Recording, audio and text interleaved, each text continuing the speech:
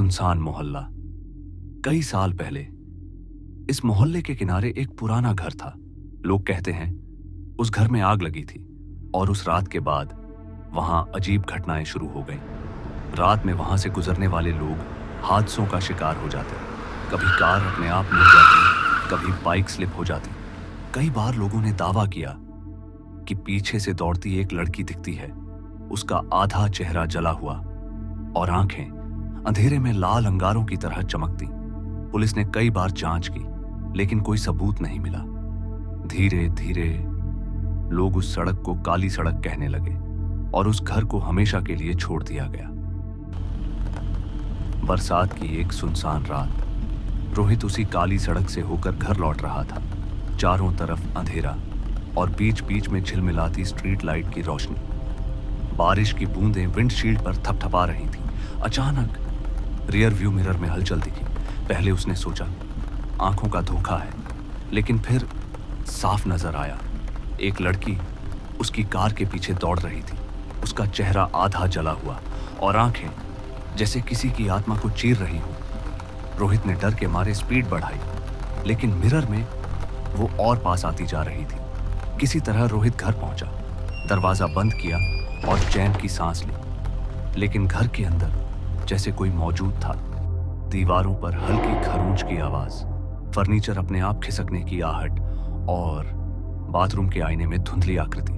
हाँ, वही आधा जला चेहरा। रोहित ने पीछे देखा, वहां कोई नहीं था, लेकिन जैसे ही उसने फिर से शीशे में झांका, लड़की उसके ठीक पीछे खड़ी थी। धीरे धीरे फुसफुसाहट गूंजी, लोगों ने मुझे बचाया नहीं, अब मैं किसी को चैन से जीने नहीं दूंगी। उस रात मोहल्ले वालों ने रोहित की चीखें सुनी। सुबह जब लोग पहुंचे तो घर का सारा सामान बिखरा पड़ा था, लेकिन रोहित कहीं नहीं था। बस आईने में उसकी परछाई कैद थी। रोहित की गर्लफ्रेंड रिया उसके घर पहुंची। दरवाजा आधा खुला था, अंदर अंधेरा और सन्नाटा। वो धीरे धीरे भीतर गई। पूरा घर बिखरा पड़ा था, टूटे आईने, उलटी कुर्सियां, फटी किताबें, लेकिन रोहित कहीं नहीं था। बस कमरे के कोने में एक बड़ा आईना जस का तस खड़ा था। रिया उसके पास गई। आईने में उसकी परछाई साफ दिख रही थी, लेकिन सवाल ये था, बाकी सारे आईने टूटे क्यों थे, सिर्फ ये एक क्यों नहीं टूटा? रिया ने टेबल पर पड़ा एक पुराना अखबार उठाया। हेडलाइंस अधूरी थी, लेकिन कुछ शब्द साफ थे। रहस्यमयी आग, लड़की कैद, आईना। रिया का दिल तेज धड़कने लगा। उसने तय किया मोहल्ले के बुजुर्गों से पूछना होगा। जैसे ही वो बाहर निकली, खिड़की का शीशा अपने आप क्रैक कर गया। पर्दे हिलने लगे और पीछे खड़े उसी आईने से हल्की हंसी गूंजी। रिया पड़ोस में पूछताछ करने लगी। ज्यादातर लोग चुप हो गए, लेकिन शांति काकी ने उसे रोका। धीरे से बोली, अगर सच जानना चाहती हो तो मेरे साथ चल। काकी उसे सड़क के उस पार एक जर्जर पुराने घर तक ले गई। कई साल पहले नीरा नाम की लड़की यहां रहती थी।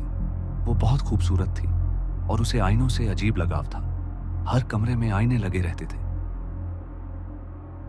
एक रात इस घर में भयानक आग लगी। लोग बाहर खड़े रहे, किसी ने दरवाजा नहीं खोला।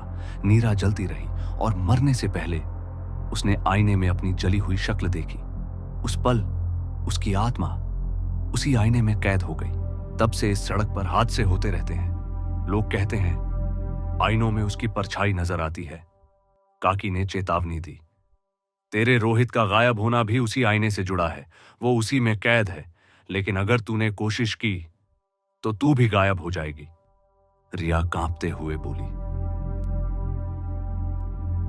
अगर मैंने कोशिश नहीं की तो रोहित कभी वापस नहीं आएगा। रिया वापस उसी पुराने घर पहुंची। सीढ़ियों के ऊपर वही बड़ा आईना था। उसमें साफ दिख रहा था रोहित अंदर कैद था। उसकी आंखें मदद के लिए पुकार रही थी, लेकिन उसके पीछे आधा जला चेहरा लिए नीरा खड़ी थी। रिया कांप गई, लेकिन हिम्मत जुटाकर बोली, रोहित, मैं तुम्हें यहां से निकालूंगी। आईने की सतह लहराने लगी। पीछे से नीरा की भयानक हंसी गूंजी। वो बोली, ये आईना मेरा है, जो इसमें कैद हो जाता है वो कभी वापस नहीं आता। रिया ने लकड़ी उठाई और पूरे जोर से आईने पर मारा। आईना टूट गया, कमरे में भयानक चीख गूंजी। मीरा धूम की तरह बिखर गई, लेकिन उसी के साथ रोहित की परछाई भी गायब हो गई। रिया रोते हुए जमीन पर गिर पड़ी। कमरे में अब सिर्फ टूटा हुआ शीशा और सन्नाटा था। बाहर निकली तो सूरज की रोशनी थी, लेकिन उसे लगा हर टूटे टुकड़े में कोई चेहरा अब भी उसे घूर रहा है।